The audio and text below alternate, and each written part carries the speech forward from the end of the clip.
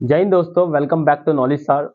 जैसा कि आपको पता है कि डीएलएड थर्ड सेमेस्टर और फर्स्ट सेमेस्टर के आपके एग्जाम स्टार्ट होने वाले हैं, जिसमें बच्चे क्या होते हैं मैथमेटिक्स के अंदर बहुत ज़्यादा मतलब लो फील करते हैं कि मैथ्स क्लियर होगा या नहीं हो पाएगा। तो उसी के क्रम को मैंने देखते हुए आपको पता है कि जो आपका मैथ का पेपर होता है वो 25 नंबर का होता है, जिसमें से हमारी पूरी कोशिश रहेगी कम से कम 20 से 24 तक का। कितना? 20 से 24 तक पूरे पूरे नंबर लाने की कोशिश रहेगी। ठीक है, तो आप हमारे चैनल से जुड़िए, जिससे कि आप हमारे सी टैट, आपका सुपर टैट, वो भी आपका लॉन्च होने वाला है बैच अभी आपका हाल फिलहाल में। तो इसके हम आगे बढ़ते हुए देखते हैं। हम यहाँ पर देखिए कुछ एमसीक्यूज हैं यहाँ पर, तो आपको पता होगा इसका पैटर्न कि आपके एमसीक्यूज आते हैं, कुछ अति लघु प्रश्न आते हैं और उसके बाद में थोड़े से लघु क्वेश्चन आते हैं। ठीक है, तो इसी क्रम में आज का जो हमारा सेशन रहेगा वो हमारे सारे एमसीक्यूज का रहेगा। ये आपका जो पूरा सॉल्यूशन है ये आपका पूरा रहेगा आज राजन का। ठीक है ना। चलो इसी क्रम में बढ़ते हुए पहला क्वेश्चन पढ़ते हैं। बताइए क्या है। उन्होंने कहा है कि 6 कलमों का मूल्य यदि 24 है तो बताइए 10 कलमों का मूल्य कितना होगा। तो आपको बहुत सिंपल से बताइए, 6 का मूल्य कितना दे रखा है 24 रुपए। बताइए एक का मूल्य कितना हो जाएगा। एक का मूल्य हो जाएगा कितना, 6 चौक 24। तो जब एक का मूल्य 4 है तो बताओ 10 का मूल्य कितना हो जाएगा। तो राइट आंसर विल बी 40 हो जाएगा। ठीक, तो जब आप बताइए 6 का मूल्य कितना है 24, तो एक का मूल्य 4 होगा तो 10 जो पेन वैन जो भी होंगे उसका मूल्य कितना हो जाएगा तुम्हारा 40 हो जाएगा। तो इसका राइट आंसर कितना होगा 40 होगा। ठीक, चलिए इसी क्रम में देखते हैं अगला क्वेश्चन क्या है। क्या है, बिल्कुल सेम क्वेश्चन यही है कि 5 मजदूरों की मजदूरी का यदि 1250 रुपए है तो बताओ 8 मजदूरों की मजदूरी कितनी हो जाएगी। ठीक, तो पहला आपको क्या काम करना है कि 8 मजदूरों की मजदूरी, तो इसका मतलब बताइए कि 8 की जो वैल्यू दे रखी है वो कितनी दे रखी है आपको 1250। ठीक है, यदि हम इसको कैंसिल आउट करेंगे तो 4 से कैंसिल आउट हो जाएगा। ठीक, देखते हैं 8 से पूरा पूरा कैंसिल आउट हो रहा नहीं हो रहा, चेक करते हैं। अच्छा सॉरी 5 की है। ठीक है, कितना है यहाँ पर 5 की, तो 5 से पूरा पूरा काटेंगे तो 5 दूनी 10 हो जाएगा, 5 पंजे 25। तो इसका मतलब एक की वैल्यू कितनी आ जाएगी, एक की वैल्यू आ जाएगी 250 होगी। तो पूछ कितने रखा है बताइए 1200 की, सॉरी 8 की वैल्यू कितनी हो जाएगी। तो आप इसमें किसकी मल्टीप्लाई कर देंगे 8 की, तो 8 की हम मल्टीप्लाई करेंगे तो यहाँ हो जाएगा 0, 8 पंजे होते हैं 40, कितना आएगा 4, 8 दूनी 16 और 16 4 कितना हो जाएगा 20। इसका मतलब 8 मजदूरों की जो मजदूरी रहेगी वो कितना हो जाएगी तुम्हारे पास टोटल पूरी 2000 हो जाएगी। कितना हो जाएगा तुम्हारा राइट आंसर इसका 2000 होगा। ठीक है, तो विद सॉल्यूशन के साथ है। चलिए इसी क्रम में देखते हैं थोड़ा सा अगला क्वेश्चन। देखिए थर्ड क्वेश्चन देखते हैं क्या है कि थर्ड क्वेश्चन दिया हुआ है आपको कि ये है कि समानुपात में बाह्य पदों तथा मध्य पदों का अनुपात सॉरी गुणनफल का क्या संबंध होता है आपको देखना है। देखिए कहीं पर a अपॉन बी है और कहीं पर c अपॉन डी है। ठीक, इसको हम लिख सकते हैं कि a रेशो b समानुपाती c रेशो d की बात करते हैं। तो आपको पता है कि उसने कहा कि बाह्य वालों का गुणनफल मतलब a इंटू डी और जो अंदर वाले हैं आपके, और उनका क्या हो जाएगा यहाँ पर आपस में बराबर होता है कि इन दोनों का गुणनफल क्या होता है आपस में बराबर होता है। तो इसका जो राइट आंसर होगा वो क्या होगा, इसका बराबर होगा। ठीक है, तो बराबर होगा। चलिए इसी क्रम में देखते हैं अगला क्वेश्चन। अगला क्वेश्चन क्या है कि क्या है समानुपात में कितने पद होते हैं। ठीक, समानुपात में आपको पता लग रहा है 1 2 3 4 होता है, तो इसका मतलब इसके अंदर टोटल पद होते हैं कितने, 4 होते हैं। ठीक, कुछ क्वेश्चंस तो बिल्कुल देखते हो जाएंगे कि 4 होता है। ठीक, अगला क्वेश्चन देखते हैं बिल्कुल सेम कि 6 किताबों का मूल्य 24 है तो 7 किताबों का मूल्य कितना होगा। ठीक, 6 का कितना है 24 है, तो बताइए कि एक का कितना हो जाएगा 4 हो जाएगा। जब एक का 4 होगा तो बताइए 7 का कितना हो जाएगा, 7 की मल्टीप्लाई कर दें और 7 चौक कितने होते हैं 28। तो इसका राइट आंसर कितना हो जाएगा 28 होगा। ठीक है, चलिए इसी क्रम में देखते हैं अगला क्वेश्चन। देखिए क्वेश्चन नंबर 6 बताइए क्या है। 6 है कि यदि 2/3 की पावर 5, मान लीजिए कहीं पर a अपॉन बी आए और उसकी पावर n आ जाए, तो आप उसको a की पावर n अपॉन b की पावर n लिख सकते हैं। ये आपकी क्या होती है, प्रॉपर्टी होती है। ठीक है, तो हमें ये कह रहा है 2/3 की पावर 5 है, तो इसका मतलब मैं इसे 2 की पावर 5 अलग कर सकता हूँ, 3 की पावर 5 अलग कर सकता हूँ। जो भी आपका ऑप्शन आ रहा होगा उस पर आप क्लिक कर देंगे, वही आपका आंसर हो जाएगा। ठीक, अगला देखते हैं कि 4/7 4/7 4/7 को किस प्रकार लिखा जाता है। तो आपको पता है कहीं पर 2 आए तो 2 की पावर 3 लिख सकते हैं हम इसको। ठीक है, तो इसी क्रम में यदि हम इसको चेक करें तो राइट आंसर कौन सा हो जाएगा 4/7 की पावर 3 हो जाएगा। ठीक, चलिए नेक्स्ट देखते हैं थोड़े से कुछ क्वेश्चन बैंकिंग के हैं। बैंकिंग का पहला क्वेश्चन आया कि बैंकों का बैंक के नाम से जाना जाता है। ठीक है, बैंकों का बैंक किसके नाम से होगा? रिजर्व बैंक ऑफ इंडिया, ठीक, जिसे बोलते हैं आप यहाँ पर आरबीआई। कितना होता है? आरबीआई, ठीक। अगला क्वेश्चन देखते हैं इसके अंदर, कुछ बैंकों से रिलेटेड क्वेश्चन से देखना जरा, 9th वाला, ठीक। 9th क्वेश्चन देखिए क्या है कि राष्ट्रीयकृत बैंक कौन कौन से हैं? तो पंजाब नेशनल बैंक भी है और इलाहाबाद भी है, तो राइट आंसर कौन सा हो जाएगा इसका? दोनों हो जाएगा, ठीक है। नेक्स्ट क्वेश्चन देखते हैं, अगला क्वेश्चन है कि केंद्रीय बैंक है, केंद्रीय बैंक कौन सा होता है? कि केंद्रीय बैंक की बात करें तो केंद्रीय बैंक होते हैं सेंट्रल बैंक, जो हमारा क्या होगा यहाँ पर? रिजर्व बैंक होगा, ठीक है। तो रिजर्व बैंक इसका राइट आंसर होगा। चलिए इसी क्रम में देखते हैं अगला क्वेश्चन भी कि बैंक खाता के प्रकार, बैंक खाते के कितने प्रकार होते हैं? तो देखिए बचत खाता भी होता है, चालू खाता भी होता है और सर्वाधिक जमा खाता भी होता है। तो इसका मतलब इसका जो राइट आंसर आएगा वो कितना आएगा? इसका सभी आ जाएगा, ठीक है। चलिए इसी क्रम में थोड़ा सा आगे और बढ़ते हैं। आई होप कि आपको क्वेश्चन समझ में आ रहे होंगे, ये तो आपके बिल्कुल नॉर्मल क्वेश्चन है। चलो देखते हैं अगला क्वेश्चन। अगला है कि अल्पव्यय व्यक्ति का खाता अल्पवयस्क का खाता कहलाया जाता है, ऐसी व्यक्ति की कम से कम कितनी आय, मतलब कितनी उम्र होनी चाहिए? तो आपका जो राइट आंसर होगा वो होगा कितना? इसका 12 वर्ष का। कि भैया जितने भी अल्पवयस्क जो आपके खाते होते हैं उनकी उम्र कम से कम 12 होनी चाहिए, ठीक, कम से कम। आपको पता है कि जब मूलधन गुना दर गुना समय बटे 100 आपको पता होना चाहिए।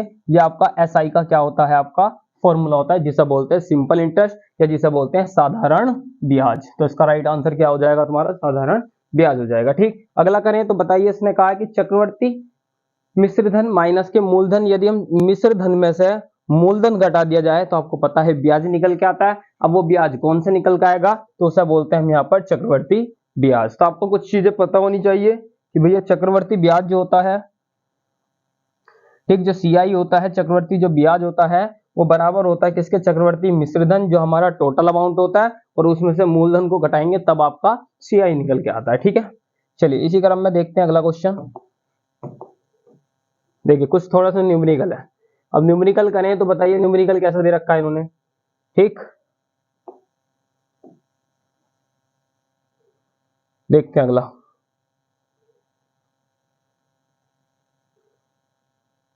हाँ देखते हैं अगला क्वेश्चन क्या है कि 2000 का यदि 10% वार्षिक ब्याज की दर से एक वर्ष का मिश्रधन तथा चक्रवर्ती ब्याज कितना होगा यदि ब्याज अर्धवार्षिक दे हो? इसका मतलब एक क्वेश्चन बात कर दी इन्होंने कि ब्याज जो है वो कैसा है तुम्हारा?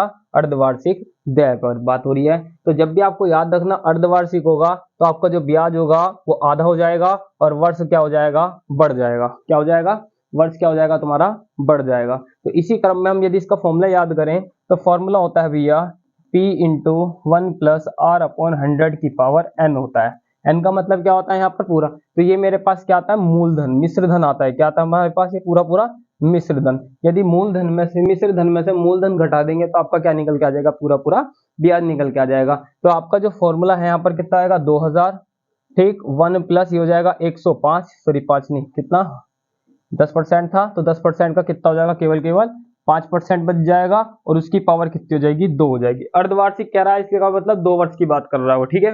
तो कितना हो जाएगा यहाँ पर? हो जाएगा 2000 गुना इसका करेंगे तो 105, क्योंकि एलसीएम लेकर कर लेंगे, ठीक। 100 एलसीएम आ जाएगा, 100 इधर हो जाएगा, 100 में 5 जोड़ेंगे तो कितना होगा? 105 और बटे कितना आ जाएगा यहाँ पर? 100, ठीक। 105 बटे कितना हो जाएगा? 100, ठीक। और यहाँ पर आप इसको कैंसिल आउट करेंगे, 2 जीरो से 2 जीरो खत्म, 1 जीरो से 1 जीरो खत्म, 2 से कितनी बार? 5 बार, और 5 से पूरा पूरा 21 बार, और 21 इसकी मल्टीप्लाई करेंगे तो 2205 बनेगा। कितना बनेगा? 2205 बनेगा। यदि 2205 बना तो टोटल मेरे पास जो अमाउंट था वो 2000 था, बन के बाद में कितना हो गया आपका? 2250 हो गया। तो आपको दिख रहा है ब्याज कितना हो जाएगा तुम्हारा? 205 हो जाएगा, ठीक। तो कितना हो जाएगा तुम्हारा? पूरा जो ब्याज बनेगा वो बनेगा 205 बनेगा। यदि मिश्रधन की बात करें तो मिश्रधन भैया इतना हो जाएगा। ऑप्शन के अंदर नहीं है तो कोई बात नहीं, ये आपका क्या है? तुम्हारा मिश्रधन हो जाएगा, ठीक है। चलिए इसी क्रम में देखते हैं अगला कि सबसे छोटी पूर्ण धन प्राकृतिक संख्या कौन सी होती है? सबसे छोटी की बात कर रहे हैं तो सबसे छोटी का क्या हो जाएगा? आपका 1 हो जाएगा। देखिए उसने कहा घन, और घन होता है क्यूब, और क्यूब सबसे छोटी का, यदि आपकी यही संख्या भी हो सकती है क्योंकि हमारे पास 2 का क्यूब कितना होता है? 8 होता है। तो पर लेकिन छोटी बोला था तो इसका आंसर कितना आएगा? 1 आएगा, ठीक है। चलिए इसी क्रम में देखते हैं थोड़ा सा आगे, ठीक। आगे देखते हैं तो आगे का क्वेश्चन है ये वाला कि बताइए कि पूर्ण घन संख्याएं नहीं है, इसमें से क्या है कि घन पूर्ण संख्या कौन सी नहीं है? अब कौन सी नहीं है, तो घन का मतलब तो क्यूब की बात करता है। किसकी बात करता है, हमारे पास घन का मतलब होता है क्यूब, और क्यूब कोई सी भी नहीं है, चेक कर लो। इसका मतलब इसका आंसर क्या होगा, सभी। उसने कहा था कि घन, घन का मतलब होता है जैसे कोई संख्या घन की हो, जैसे फॉर एग्जांपल 1 होगा, 8 होगा, ठीक, 3 का करेंगे तो कितना होगा, 27 होगी। तो ये सब संख्या घन संख्याएं होती है, ठीक। तो हमारे पास यहाँ पर कोई भी संख्या नहीं है, तो इसका मतलब सभी क्या है, हमारे पास घन संख्याएं नहीं है, आपको याद रखना है, ठीक। नेक्स्ट हम इसी क्रम में हम आगे बढ़े। इसी में है तो किसी संख्या का घन, किसी संख्या का घन उस संख्या की कितनी घात होती है, ठीक। अब जब घन है तो घन है तो कितना होता है, क्यूब होता है। और जहां पर भी 3 दिख रहा होगा आप उसका क्या लगा देंगे, 3, इसका राइट आंसर हो जाएगा। कितना होगा, 3 इसका राइट आंसर हो जाएगा, ठीक है। घन और घन, घन ना कह के आपको क्या बात कर दे इसके अंदर कि स्क्वायर दे रखा है आपके पास, तो स्क्वायर होगा तो कितना हो जाएगा, 2 ठीक है। घनमूल भी कह सकता है इसके अंदर, आप कोई डाउट रखना नहीं है। 27 की संख्या का घन है, आपको बताया 27 किसका घन होता है, 3 का होता है। किसका होता है, आपका वर्गमूल क्या है, तो 27 किसी का वर्गमूल नहीं होता, याद रखना आपको कि वर्गमूल कहेगा यहाँ पर तो 2 ले लेंगे, यदि घनमूल कहेगा तो कितना ले लेंगे, 3 ले लेंगे। तो 27 का जो घन होता है वो कितना होता है तुम्हारा, 3 होता है। तो राइट आंसर विल बी 3 हो जाएगा इसका, ठीक है। कितना आंसर होगा इसका, विल बी 3 आंसर हो जाएगा। चलिए देखते हैं अगला क्वेश्चन। अगला है ये वाला, क्या क्या है, 20 क्वेश्चन देखिए क्या है। अगला कह रखा है कि वर्गमूल के चिन्ह यदि रूट के, कह रहा है कि ऊपर बाईं ओर हम यदि संख्या 3 लिख दी जाए तो बताइए वो किसको रिप्रेजेंट करता है। वो कह रहा है कि एक अंडर रूट इस तरीके का लगा दिया और यहाँ पर कितना लगा दिया, 3 लगा दिया, तो ये क्या बन जाता है तुम्हारा, डायरेक्ट डायरेक्ट घनमूल बन जाता है। कौन सा बनता है, घनमूल। यदि यहाँ पर ये इसकी जगह 2 आ जाएगा तो आपको याद रखना है ये बन जाता है वर्गमूल बन जाता है। क्या बन जाता है, वर्गमूल। यदि किसी ब्रैकेट के ऊपर 2 आ जाता है तो उसका मतलब बन जाता है तुम्हारा ये वर्ग बन जाता है, ठीक है। क्या बन जाता है, वर्ग। यदि इसके ऊपर 3 आ जाए तो तुम्हारा वर्ग ना बन के ये बन जाता है क्या, तुम्हारा घन बन जाता है। क्या बन जाता है तुम्हारा, ये घन बन जाता है। तो ये आपको चारों चीजें याद रखनी है। तो ये रूट के ऊपर यदि 3 आया तो बन गया घनमूल, यदि रूट के ऊपर 2 आया तो बन गया वर्गमूल, और यदि इसके ऊपर होल स्क्वायर आया तो बन गया घन वर्ग, और यदि क्यूब आया तो बन गया तुम्हारा पास घन बन जाता है, ठीक। तो आपके इस चीज से भी चारों चीजें क्लियर हो जानी चाहिए। चलिए इसी क्रम में देखते हैं अगला क्वेश्चन। उसने कहा है कि देखिए ये आपको दिख गया घनमूल दे रखा है 3, 3 है तो 64, और 64 होता है 4 का। और जब यदि किसी की भी पावर मान लीजिए 3 आ गया, आपको पता है 4 का पावर हम 3 करेंगे तो 4 चौक 16, 16 चौक का 64 होता है। पर यदि हम 64 करें तो आपकी जो, यदि ये संख्या कैसी होती है, आपकी ओड पावर होती है तो काय क्या आता है, माइनस क्या आता है। यदि ये इवन पावर होती है तो काय क्या आएगा, प्लस का आएगा। तो इसका मतलब यहाँ पर क्या आएगा आपका माइनस। तो जब इसकी बात करें तो ये भी क्या आएगा तुम्हारे पास, माइनस का आएगा, ठीक। क्या आएगा तुम्हारा, ये माइनस का। यदि यहाँ पर स्क्वायर होता तो आंसर का आता आपका पॉजिटिव आता है, ये आपको याद रखना है, ठीक। अगला क्वेश्चन बताइए कितना होगा आपका, ठीक। अगला क्वेश्चन बताइए क्या है। यहाँ पर उसने कहा है कि √8, ठीक, रूट नहीं है ये, जब 3 लग गया तो इसका मतलब देखते आ जाना चाहिए क्या है, आपका घनमूल दिया हुआ है। घनमूल कह रहा है कि बताइए ये किसका होता है, और आपको बहुत अच्छे से पता है, आप इसको ऑप्शंस में जरूर बताइए, कमेंट बॉक्स में मुझे जरूर बताइए कि 22 का आंसर क्या होगा, ठीक है। चलिए इसी क्रम में देखते हैं थोड़े से आगे के क्वेश्चन। ये आपका होमवर्क है, मतलब आप कमेंट बॉक्स में बताइए, बहुत इजी क्वेश्चन है, कोई ज्यादा हार्ड क्वेश्चन नहीं है, ठीक है। चलिए क्वेश्चन नंबर 23, पढ़ना क्या है 23 की बात करें तो 23 है -4 का मान क्या होगा। जब -4 की बात करें तो आपको पता है 4 चौक 16, 16 चौक का 64, 64 यहाँ पर भी और 64 यहाँ पर भी है। मैंने बताया था यदि पावर 3 है तो आप आंख मीच के क्या लगा देना, माइनस वाला। क्या लगाना आपको, माइनस वाला। यदि यहाँ पर 2 देता था तो 4 चौक 16 होते हैं, और 16 में आपको देना था फिर प्लस वाला, आपको याद रखना है, ठीक। यदि पावर पॉजिटिव है, मतलब पावर इवन है तो आपका पॉजिटिव आएगा, यदि पावर नेगेटिव है तो आपका क्या आएगा, तुम्हारा माइनस का आएगा। आपको बहुत अच्छे से याद रखना है। देखिए अगला क्वेश्चन है कि ये है, यदि हमारे पास 0 पॉइंट, यदि मैं देखो 0.1 इंटू 0.1 इंटू 0.1, इसका मतलब यही तो है। यदि इसका हम क्यूब करें तो बताओ कितना हो जाएगा। यदि हम 1 की मल्टीप्लाई 1 में कर दें तो देखो, यदि आपको करने का तरीका ये भी होता है, ठीक। अपना 0 हटा ली, जब इनकी सबकी मल्टीप्लाई करेंगे 1 आएगा, नीचे 1000 होगा। इसका मतलब 3 के बाद 0 लगेगी। किसके बाद लगेगी, 3 के बाद 0। तो यहाँ पॉइंट होगा 1 2 3, बिल्कुल सही बात है, यहीं पर आपका 3 के बाद 0 लग रही है। बट आपको ध्यान देना है जितने के पास होगा इसकी मल्टीप्लाई इसमें कर देना तो 3 के बाद हो जाएगी। मान लो कहीं पर 0.01 का होल क्यूब आ जाए, कितना जाए, इतना आ जाए, तो फिर कितने के बाद लगेगी, ये भी सबसे बड़ा पॉइंट है। तो आपको देखना है इधर कितने वैल्यू आ रही है आपकी, टोटल 2 आ रही है। 2 की मल्टीप्लाई 6 में करना, 2 3 6 होते हैं, 6 के बाद क्या लग जाएगा, डायरेक्ट तुम्हारा 0 वो पॉइंट लगेगा, ठीक है। तो 6 के बाद पॉइंट लगा, इसका आंसर होगा 0.00000001। ये इसका राइट आंसर होगा। ठीक है, तो कितना भी आपको डरने की जरूरत नहीं है, यदि 1 आए 2 आए कुछ भी आ जाए कोई डिफरेंस हमको नहीं देखना। ठीक है, चलिए इसी क्रम में देखते हैं अगला क्वेश्चन। अगला क्वेश्चन है 25वां की 1/2 की पावर 3। आपको पता है 1/2 की पावर 3 का करें तो आपको पता है 1 का क्यूब तो 1 ही होता है, 2 का क्यूब कितना होता है 8। तो जहां पर भी 1/8 दिखेगा आप उसे डायरेक्ट आंसर लगाएंगे तो कितना हो जाएगा 1/8 हो जाएगा। ठीक, 1/8 हो जाएगा। चलिए अगला देखते हैं इसी क्रम में। ठीक, अगला है आपका कि समुच्चय की अवधारणा सर्वप्रथम किस गणितज्ञ ने दी थी। तो आपका जो आंसर होगा वो होगा आपका यहाँ पर जॉर्ज कैटन। ठीक है, जॉर्ज कैटन इसका आंसर होगा। ठीक, अगला देखते हैं क्वेश्चन। चलिए अगला क्वेश्चन देखते हैं आज। एक क्वेश्चन नंबर है 27।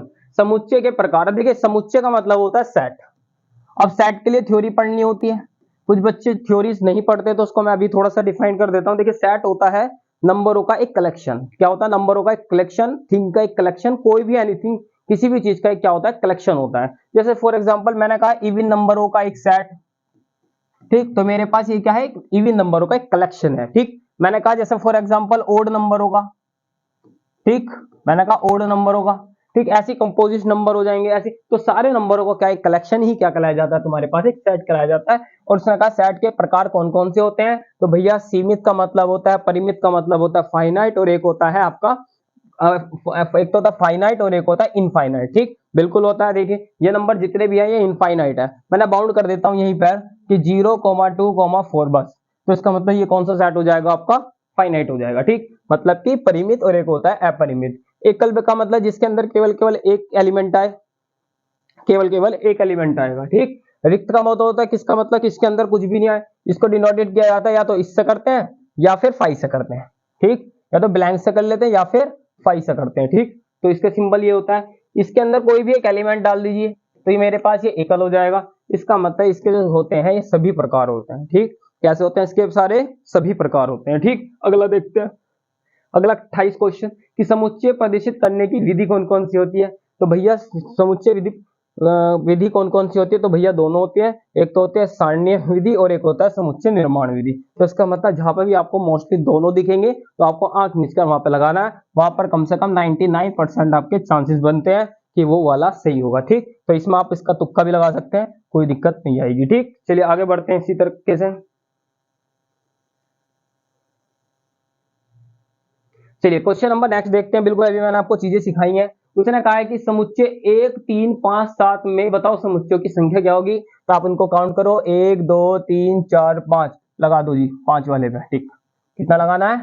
5 वाले पे टिक लगाना है आपको। ठीक है, डायरेक्ट 5 वाले पे लगाओ। कितने समझ इसके अंदर कितने दिख रहे हैं? एक, खत्म आंसर, एक होगा। ठीक, इसके अंदर क्या दिख रहा है? कुछ नहीं, कुछ नहीं है तो क्या होगा? 0 होगा। तो मैंने आपको चीजें सिखाई हैं। तो यही तुम्हारा कौन सा समुच्चय कहलाया जाता है? रिक्त समुच्चय। क्या कहलाया जाता है तुम्हारा ये? रिक्त समुच्चय।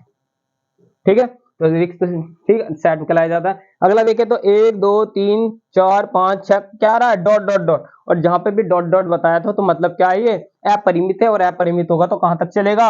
अनंत तक चलेगा। कहां तक चलेगा तुम्हारा ये? अनंत तक चलेगा। ठीक, चलिए इसी क्रम में देखते हैं थोड़े से आगे वाले क्वेश्चन और। ठीक है, 32 तक मैंने आपको करा दिया पूरा अच्छे तरीके से। ठीक है, आई होप कि आपको समझ में आ रहा होगा चीजें। चलिए अगला देखते हैं इसी के अंदर कि बताइए 9 और 12 के मध्य अभाज्य संख्याओं का समुच्चय यदि अवयवों की बात करें तो कितना होगा। 9 और 12 के बीच में कितनी संख्या आएगी? 10 आएगी या फिर 11 आएगी। इन दोनों में से भी कौन आ रहा है? केवल केवल 11 आ रहा है। तो इसका मतलब इसके अंदर केवल केवल एक संख्या होगी जो हमारी अभाज्य होगी। ठीक, चलिए इसी क्रम में जो फाई है अभी बताया था मैंने, बिल्कुल अभी बताया था कि फाई जो होता है फाई हो या कहीं पर रिक्त समुच्चय हो। तो इसको देखो रिक्त तो मैंने बोल दिया, तो इसका जो राइट आंसर होगा क्या होगा तुम्हारा? वो रिक्त समुच्चय होगा। ठीक है, तो इसका मतलब पाई हो, फाई हो, फाई की वजह या तो ये वाला ब्रैकेट हो, तो उसका मतलब आप समझ जाना क्या है हमारा ये रिक्त समुच्चय। ठीक, नेक्स्ट देखे अगला। दूसरा कहा है कि जिन समुच्चयों में एक भी अवयव नहीं होता। बिल्कुल अभी जस्ट मैं नहीं करा रहा, इसको आपको खुद करना है। ठीक, तो आपको खुद करेंगे आप इसका जो आंसर देंगे आप खुद देंगे कि कौन सा हो जाएगा इसके अंदर। ठीक है, चलो क्वेश्चन नंबर देखते हैं 36 के बारे में बात करते हैं। देखते हैं 36 क्या है। यदि 2000 का 5% वार्षिक सरल ब्याज की दर पर 2 वर्ष में ब्याज कितना हो जाएगा। आपको भी फॉर्मूला लिखवाया था जब एमसीक्यूज आया था, तो एक फॉर्मूला आपको लिखवाया था। ठीक, क्या लिखवाया था कि जब भी जो प्रिंसिपल होता है इंटू 5 गुना कितना हो जाएगा 2 वर्ष के लिए, और बटा कितना हो जाएगा 100, 100 से 100 खत्म हो जाएगा। 5 दूनी 10 होते हैं, तो इसका मतलब पूरा पूरा 200 हो जाएगा। इसका मतलब जो ब्याज यदि वो जमा करेगा तो वो कितना करेगा 200। तो ये सारे ऑप्शंस गलत हैं, आपको याद रखना है। तो इसका जो ब्याज होगा वो भैया कितना हो जाएगा 200। यदि इसका मूलधन की बात करें, मिश्र धन की बात करें, तो मिश्र धन में 2000 में इसे और जोड़ दो, तो इसका मतलब कितना हो जाएगा 2200 हो जाएगा। ठीक, तो यदि ब्याज की बात करें तो 200 रुपए लेगा, और यदि मिश्र धन की बात करें तो 2200 रुपए लेगा। ठीक, चलिए इसी क्रम में आगे बढ़ते हैं। तो आगे वाला क्वेश्चन भी एक्स की वैल्यू पूछ रहा है। तो आपको पता है ये 16/8 होगा, ये 18/x होगा। ठीक, कैंसिल आउट कर दो, कट जाते हैं। तो 4 से 4 चौक 16, 4 दूनी 8। ठीक, वैसे 8 दूनी 16 होते हैं डायरेक्ट। ठीक, कट गया। और 2 से कितनी बार कट गया 9 बार, तो x का मान कितना हो जाएगा 9। ऑप्शन में 9 कहीं दे रखा है, नहीं दे रखा। इसका मतलब ये भी क्या है डाउटफुल क्वेश्चन होता है, इसे एमसीक्यू मतलब ये वाली चीजें। तो इसका जो राइट आंसर होगा वो कितना होगा, इसका 9 हो जाएगा। तो हो सकता है एक आध क्वेश्चन आपको पेपर के अंदर गलत भी मिल सकता है। ठीक है, तो आपको घबराने की जरूरत नहीं है, ऐसे क्वेश्चनों पर सबको पूरे पूरे मार्क्स मिलते हैं, किसी का कोई नंबर नहीं कटता। चलिए इसी क्रम में देखते हैं आगे वाला क्वेश्चन क्या है। कि बताइए कि वृत्त के चाप तथा उसकी जीवा द्वारा, उसने कहा है कि वृत्त के चाप तथा उसकी जीवा द्वारा घिरा हुआ क्षेत्रफल क्या कहलाया जाता है। तो आपको देखो पहले तो देखना है कि ये एक्चुअल में होता क्या है। ठीक, तो मेरे पास एक सर्कल है, सर्किल को मैंने कहा एक जीवा बना दी ये रहा, और एक ये चाप। ठीक, क्या बनाया मैंने इसको, एक ये और ये क्या है मेरे पास आपका है। तो यहाँ पर एक चाप हो गया और ये मेरी जीवा हो गई। इससे जो घिरा क्षेत्रफल होता है इसे बोलते हैं तुम्हारा यहाँ पर त्रिज्या खंड। क्या बोलते हैं इसको, त्रिज्या खंड। तो इसका जो राइट आंसर होगा वो कितना होगा, त्रिज्या खंड होगा। ठीक, यदि इस तरीके से होगा तो ऐसा बोलते हैं वृत्तखंड। ठीक है, यदि पूरी सेंटर से यदि कोई लेंथ जाएगी तो उसे बोलते हैं तुम्हारा व्यास। यदि पूरे की बात करेगा तो उसे बोलते हैं परिधि। आपको इस सर्किल के अंदर पता होना चाहिए बहुत अच्छे से। तो मैंने बताया है कि क्या क्या बताया, बताइए। यदि सेंटर से ऐसे लाइन खींच दी तो डायमीटर बन जाता व्यास। ठीक, यदि इसको ऐसा बना दिया तो पूरा एरिया वृत्तखंड बन जाएगा। ठीक, यदि परिधि की बात करूं तो पूरा जो बाहर तक का एरिया होता है सब परिधि कहलाई जाती है। त्रिज्या खंड होता है यदि जीवा से और चाप के बीच का जो एरिया होता है ये वाला, ये पूरा होता है क्या, त्रिज्या खंड होता है। ठीक है, तो आपको आई होप कि आपको चीजें समझ में आ रही होंगी। तो इसी क्रम में देखते हैं थोड़े से और क्वेश्चंस के बारे में। चलिए एक क्वेश्चन और देखते हैं थोड़े से क्या है हमारे पास। देखिए क्या है, उसने कहा है कि भैया 5xy plus 4xz plus 5xq का एक उबेनिस, उबेनिस का मतलब होता है कॉमन। क्या होता है तुम्हारे पास यहाँ पर, कॉमन होता है। ठीक, अब यदि कॉमन होगा तो आपको पता होना चाहिए कॉमन एक्चुअल में क्या है। तो देखते हैं यहाँ पर 5 है या 4 है या 5 है, इसका मतलब नंबरों में तो कोई कॉमन नहीं आ पा रहा है, बट यहाँ पर कितना आ रहा है, एक्स आ रहा है या एक्स आ रहा है या एक्स आ रहा है। ठीक है, तो इसका मतलब एक्स ही क्या आ जाएगा, इसमें कॉमन हो जाएगा। तो एक्स से ज्यादा और कॉमन नहीं आ सकता, तो इसका मतलब इसका जो राइट आंसर होगा वो कितना हो जाएगा, यहाँ पर तुम्हारा एक्स हो जाएगा। ठीक है, चलिए इसी क्रम में हम आगे बढ़ते हुए बताइए कि किसी घन में कोई घन दे रखा है, उसमें सीड्स कितने होते हैं, कितने होते हैं इसके अंदर सीड। इसका मतलब क्या रहा है घन, और घन आपको पता होना चाहिए। और घनाभ, घनाभ क्या होता है हमारे पास, क्यूबॉइड। ठीक, तो क्यूबॉइड की बात करें तो ये है मेरे पास, और उसने कहा इसके जो कोने होते हैं, शीर्षक जो होते हैं वो आपके कितने होते हैं। तो शीर्षक जो होंगे आपके कितने होंगे, यहाँ पर 6 होते हैं। ठीक, कितने होते हैं हमारे यहाँ पर 6 होते हैं। चलिए आगे वाला क्वेश्चन देखिए। तो परिमेय संख्या 3/5 से बड़ी परिमेय संख्या कौन सी। इससे क्या है कि 3/5 कितना, 3/5। यदि हम इसको काटे तो 0.6 आएगा। यदि हम सिंपल सा देखें कितना आएगा, 0.6 आ जाएगा यदि हम इसको काट दें। तो यदि हम देखें तो इसका जो हम काटेंगे तो उसने कहा सबसे बड़ी संख्या कौन सी होगी। ठीक, आपको दिख रहा है कि 0.4 आएगी। कितनी आएगी, 0.4। ये तो छोटी है, ये माइनस की हो नहीं सकती, ये बची नहीं। इसका करेंगे तो 0.6 है, ये इसके बराबर ही है पूरा एक्चुअल में। तो आपका जो आंसर बचता है वो कौन सा बचता है, 7। यदि इसको हम काटेंगे तो आपको पता होना चाहिए 0.7 हो जाएगा, 0.7। तो इसका मतलब 0.6 से बड़ी कौन सी होती है, 0.7 ही होती है। तो इसका मतलब इसका आंसर कितना हो जाएगा, तुम्हारा डी आंसर हो जाएगा। ठीक है, चलिए इसी क्रम में देखते हैं थोड़ा सा आगे वाला क्वेश्चन और। ठीक, चलो देखते हैं अगले वाला क्वेश्चन दे रखा है, बताइए इस तरीके का। ठीक, ये दे रखा है आपको x² प्लस x प्लस 1/4 का गुणनखंड क्या होगा। आपको इसे पता करने के लिए फॉर्मूला पता होना चाहिए, a प्लस बी का होल स्क्वायर का फॉर्मूला। आपको पता है a का स्क्वायर प्लस b का स्क्वायर प्लस 2ab होता है। ठीक, सब में यदि पॉजिटिव पॉजिटिव पॉजिटिव दिख रहे हैं आपके, इसमें भी पॉजिटिव पॉजिटिव है, तो आप आंख मीच के इसे छोड़ देना, माइनस वाले को छोड़ देना, बच जाते हैं दोनों वाले। ठीक, इसका मतलब बनना है कि a का स्क्वायर है, ठीक, प्लस मैं इसे 2 का कर सकता हूँ, 2 का स्क्वायर लिख सकता हूँ। मैं यहाँ पर 2 इंटू एक्स इंटू 1/2 लिख सकता हूँ, चेक करें। तो ये फॉर्मूला बन जाएगा डायरेक्ट a प्लस बी का होल स्क्वायर का फॉर्मूला। तो इसका जो राइट आंसर हो जाएगा वो कितना हो जाएगा आपका, सी आंसर हो जाएगा, x प्लस 1/x का होल स्क्वायर बन जाएगा। ठीक, चलिए इसी क्रम में देखते हैं अगला क्वेश्चन और देखते हैं। तो यदि 2, 3 और x का समांतर माध्य यदि 3 है तो बताइए x का मान क्या होगा। तो आपको क्वेश्चन बहुत अच्छे से समझना है।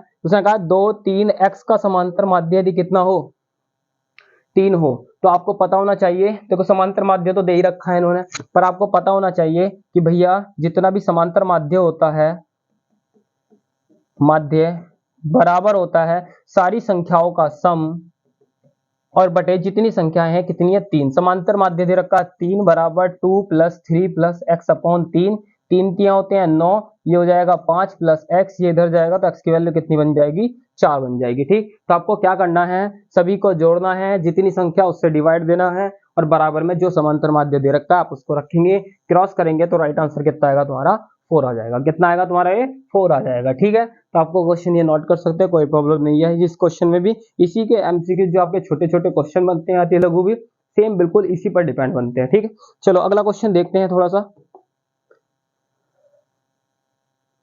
ठीक है, चलो देखते हैं अगला क्वेश्चन 44। तो आज की जो सीरीज रखेंगे हम 50 तक के क्वेश्चनों की रखेंगे। तो जितने भी आपके पास अब तक क्वेश्चन 45 तक करा दिए गए हैं लगभग, अभी 43 तक, तो 44 भी देख लीजिए क्या दे रखा है। उन्होंने कहा है कि 2/x-1 और 3/1 - x दे रखा है। तो बताओ इसकी वैल्यू कितनी हो जाएगी, कितनी हो जाएगी, ये आपको इसके अंदर बताना है। और बताना है तो क्या करना है, मुझे इसके अंदर आंसर निकाल के दिखाना पड़ेगा। जब आंसर निकालेंगे तो आप देखिए, यदि आप इसके अंदर माइनस कॉमन ले लेते हैं, क्या ले लेते हैं इसके अंदर, माइनस कॉमन ले लेते हैं नीचे वालों में। ठीक, तो आप इसका ये भी बन सकता है, ऊपर वाला भी बन सकता है, हो सकता है ये भी बन जाए। ठीक, तो आपको क्या करना है, सबसे पहले इन दोनों का एलसीएम लेना है। एलसीएम आपको आना चाहिए। ठीक, तो 1 कितना, x-1 है, तो x-1 ले लेते हैं और यहाँ ले लेते हैं 1 - x। ठीक है, तो या तो आप माइनस कॉमन लेके, क्योंकि देखो x-1 पूरा पूरा दे रखा, तो आप इस तरीके से भी करके देखो, तो इसका अंदर क्रॉस हो जाएगा, तो ये हो जाएगा 2 1 - x प्लस कितना हो जाएगा 3 और x-1 कितना हो जाएगा, x-1 हो जाएगा। ठीक, अब हमारे पास ये बन जाएगा, यदि हम इसके अंदर मल्टीप्लाई करें, बताना जरा, ये बन जाएगा 2, यहाँ बन जाएगा 2x, यहाँ पर होगा प्लस का 3x और यहाँ बन जाएगा 3, और नीचे बिल्कुल सेम ही आना है x-1 और देन 1 - x आएगा। ठीक है, ऊपर वाले को सॉल्यूशन देंगे तो ऊपर वाला बनेगा, इसमें से जाएगा तो x बचेगा। ठीक, इसमें से जाएगा तो 3 में से 2 जाएंगे तो x बचेगा, और यहाँ दोनों में से जाएगा तो माइनस का 1 बचेगा, और यहाँ x-1 था और यहाँ पर 1 - x था। देखो ये पूरा पूरा आपस में कट जाएगा, तो बचेगा केवल केवल आपका 1 - x। कितना बचेगा, 1-1/1 - x बचेगा। पर पूरे क्वेश्चन में 1 - x नहीं है, तो इसका मतलब यहाँ पर यदि मैं ऊपर कॉमन ले लूं तो यहाँ पर बन जाएगा x-1, कितना बनेगा, माइनस के 1/x-1। तो इसका जो राइट आंसर होगा वो कितना हो जाएगा, तुम्हारा डी आंसर होगा। ठीक है, तो आपको घबराने की जरूरत नहीं है, तो ये थोड़े लॉन्ग क्वेश्चन होते हैं। ठीक है, चलिए इसी क्रम में देखते हैं थोड़ा सा आगे वाला क्वेश्चन एक और। उन्होंने कहा है कि 4 समानुपाती पदों में मध्य पदों का गुणनफल यदि इतना है, यदि बाह्य पदों का, हाँ यदि बाह्य पदों में एक पद कितना दे रखा है तुम्हें, 3 दे रखा है, तो बताओ दूसरा पद कितना होगा। ठीक, उसने कहा है कि देखिए 4 समानुपाती पद है, मध्य पदों का गुणनफल मैंने आपको सिखाया था कि कहीं पर a/b होगा, कहीं पर कितना c/d। तो उसने कहा c और d की तो मैं वैल्यू आपको दे रहा हूँ, कितनी कितनी दे रहा हूँ मैं, 36 दे रहा हूँ। इसमें से ad की वैल्यू मुझे नहीं पता। ठीक, और ad की आपको पता था क्या, कि भैया ad जो बराबर होता है वो cd के बराबर होता है, cb के। ठीक है, cd की वैल्यू आपको 36 दे रखी है, एक के पद की वैल्यू कितनी दे रखी है, 3 दे रखी है, तो a गुना 3 कर लेते हैं, 3 से पूरा पूरा खत्म, तो a बराबर कितनी बार होगा, 3 से पूरा पूरा ये 12 बार, कितना होगा 12 बार। तो इसका जो राइट आंसर होगा वो कितना होगा, इसका 12 आंसर होगा। तो आपको इतना बड़ा करने की जरूरत नहीं है, क्या करना है आपको, सिंपल सा, तो जो 3 दे रखा 3 से डायरेक्ट आप 36 को काट दो, जो आएगा आंसर। ठीक है, यदि 3 से भी 36 को काट देंगे तो इसका राइट आंसर जो हो जाएगा वो पहले ही आ जाएगा, कितना आ जाएगा तुम्हारा, डायरेक्ट 12 आ जाएगा। ठीक है, चलिए इसी क्रम में थोड़ा सा एक क्वेश्चन और देख लेते हैं, 2-4। ठीक है, अगला क्वेश्चन और देखते हैं। ठीक है, अगला देखिए 46 क्वेश्चन है आपके पास। 46 दिया हुआ है कितना आपके पास, कि मेरे पास यदि 3/4 की पावर होल स्क्वायर माइनस 3/4 का पावर ये और ये है, तो आपको कुछ चीजें समझनी पड़ेगी। मैंने कहा था कि कहीं पर मान लीजिए 5 की पावर 4 आ रही है, कहीं पर 5 की पावर 6 आ रही है, तो भैया 5 की पावर मैं इसको क्या लिख सकता हूँ, 10 लिख सकता हूँ, कभी भी आपको याद आए तो गुणा में घातें क्या हो जाती हैं, जुड़ जाती हैं। गुणा में घातें क्या हो जाती हैं, जुड़ जाती है। और यदि डिवाइड में हो तो घट जाती है, आपको याद रखना है। तो बताओ ये दोनों पावर कैसी हो जाएंगी, आपको दिख रही है कैसे है, गुणा है तो 3 कितना बन जाएगा 10 की पावर कितनी बन जाएगी 12 बन जाएंगी। पर जैसे ही मैंने 3/4 से फिर दोबारा डिवाइड दिया, ठीक, कितना 8, तो ये जो मैंने बताया था डिवाइड में पावर क्या हो जाएंगी, घट जाएंगी। तो 12 में 60 जाएंगे, कितनी बचेगी 4, तो इसका अंदर 3 क्या बन जाएगा यहाँ पर 4 का भी पावर 4 बन जाएगी। आपको पता है 3 3 9 9 27 27 कितने होते हैं 81, 81 कहीं दिख रहा है, हाँ जी दिख रहा है। 4 की बात करें तो 4 का 56 आएगा, तो राइट आंसर कितना हो जाएगा इसका, डी हो जाएगा, बी हो जाएगा। ठीक है, तो इसका जो राइट आंसर है वो कितना होगा तुम्हारा यहाँ पर, बी हो जाएगा। ठीक है, चलिए अब बात करते हैं अगला। उसने कहा है कि नेक्स्ट है अगला कि किसान विकास पत्र में लगाई गई राशि दोगुनी होती है। बताओ क्या होता है। इसने कहा है कि बताओ किसान विकास पत्र में लगाई गई राशि दोगुनी होती है 5 वर्ष में, 6 वर्ष में, या फिर कितने वर्ष में, क्या 10 वर्ष में, या फिर 15 वर्ष में। तो इसका जो राइट आंसर होगा वो कितना हो जाएगा तुम्हारे पास यहाँ पर 10 वर्ष में। ठीक है, दोगुनी जो आपकी जो राशि हो जाएगी वो कितनी हो जाएगी तुम्हारी 10 वर्ष में।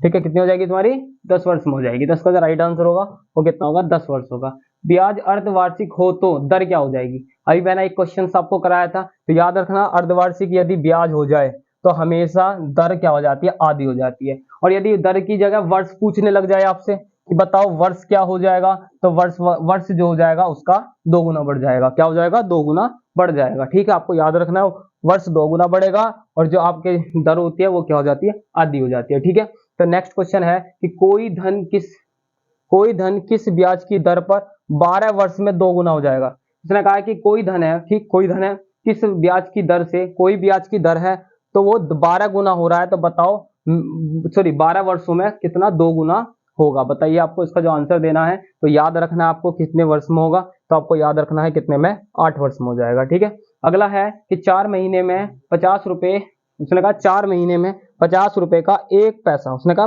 50 रुपए का 1 पैसा प्रति महीने की ब्याज दर होगा। ठीक है, तो इसके अंदर पूछा हुआ है कि 4 महीने में 50 रुपए का 1 पैसा, 50 रुपए का 1 पैसा प्रति महीने की ब्याज दर से कितना हो जाएगा। ठीक है, तो आपका जो ये आपका है, ये आपका होमवर्क है। इस क्वेश्चन को बात करें तो इसको मैं आप होमवर्क करके आइए इस वाले क्वेश्चन को 50 तक की। तो आज की जो सीरीज रखते हैं वो 50 तक ही रखते हैं। यदि नहीं होगा तो मैं आपको अगली जो क्लास रहेगी 50 क्वेश्चनों की, उसमें आपको ये वाला क्वेश्चन कराया जाएगा। उसी क्रम में अभी आपके 50 MCQ और रह चुके हैं, जिसमें मैं आपको अगली क्लास में और कराऊंगा। ठीक है, आई होप कि आपको आज का सेशन बहुत अच्छा लग रहा होगा। तो चैनल को लाइक करते रहें, सब्सक्राइब करते रहें एंड शेयर करें। धन्यवाद।